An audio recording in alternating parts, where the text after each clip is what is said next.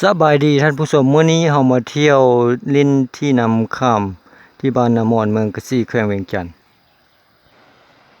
บ่อนนี้เป็นจุดนำส่ง4จุดพบกันระหว่างนำข้ามและนำลีก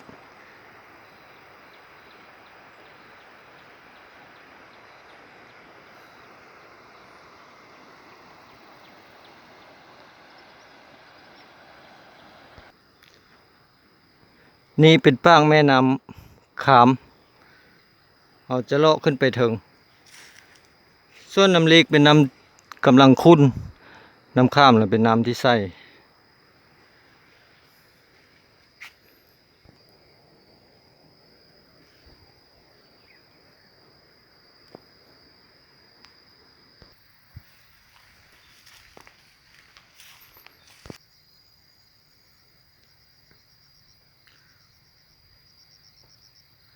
ธรรมชาติของทุ่งนา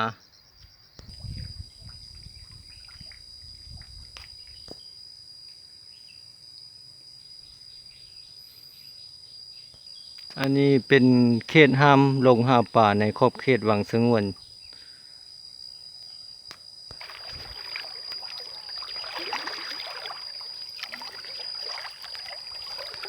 เป็นน้ำที่ใสสวยงามสุดเป็นเขตน้ำข้ามนะน้ำข้ามสาขาของแม่น้ำลีกเขตเมืองกะซี่แขวงเวียงจันทน์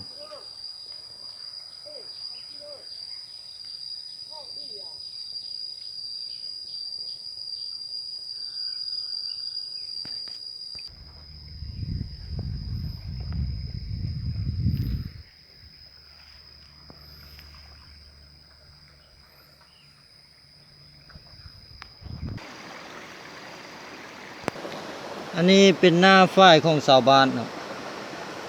หน้าฝ้ายของชาวบ้าน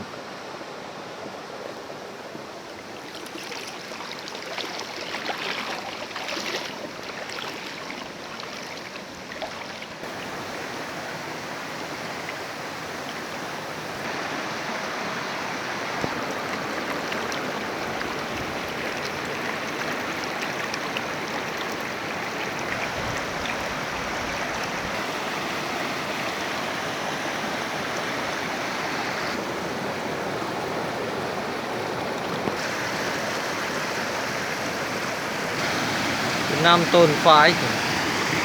น้ำต้นฝ้าย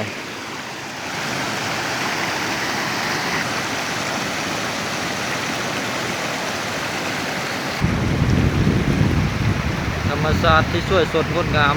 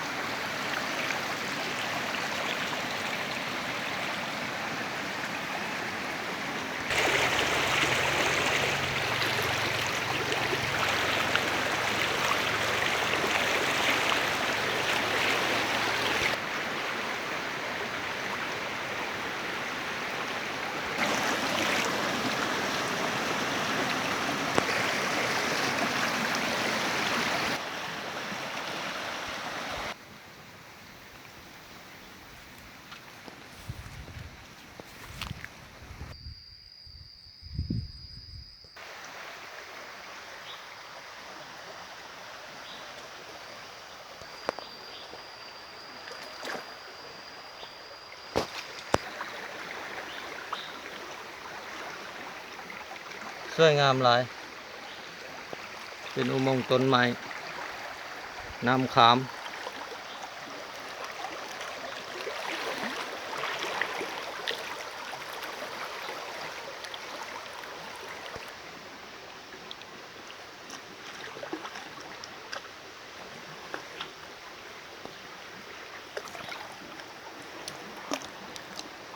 ตัวนี้จะเป็นไม้ไล่น้องเนาะไม้ก้น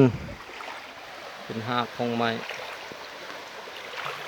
ลำใหญ่พอสมควรตัวนี้เป็นหากของมัน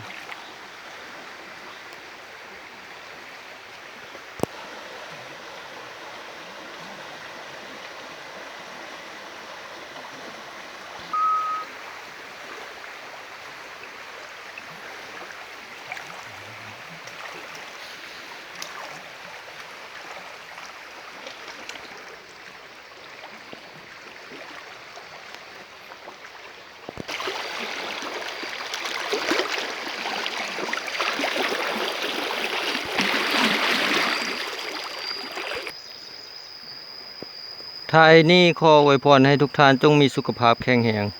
อย่าลืมกดติดตามให้